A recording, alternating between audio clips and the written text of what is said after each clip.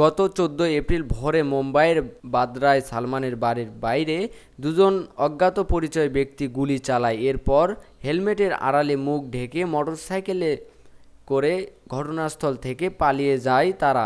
এর পরের দিন গভীর রাতে গুজরাটের ভুজ থেকে দুজন শুটারকে গ্রেপ্তার করে পুলিশ। তারপর ধীরে ধীরে প্রকাশ্যে আসতে থাকে অভিনেতাকে হত্যার পরিকল্পনার কথা। সম্প্রতি এই মামলার চার্জশিট পেশ করেছে মুম্বাই পুলিশ, আর সেখান থেকে প্রকাশ্য এলো হাড়হিম হওয়া আরও নানা তথ্য। 350 পৃষ্ঠার চার্জশিটের বিস্তারিত তুলে ধরেছে ভারতীয় সংবাদ মাধ্যম টাইমস অব ইন্ডিয়া।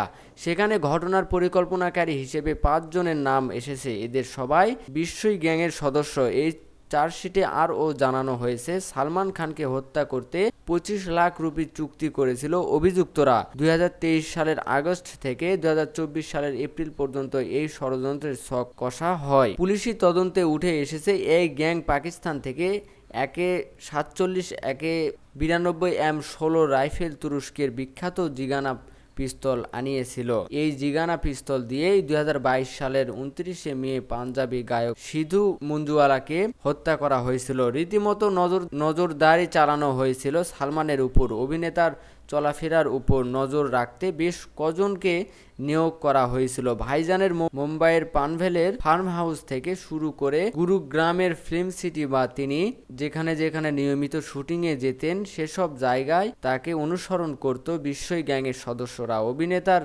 আশেপাশে সব সময় নজরদারিতে থাকতো তারা। গোল্ডি বার বা আনমোল বিষ্ণুর গ্যাং থেকে হত্যার হুকুমের অপেক্ষা করছিল তারা।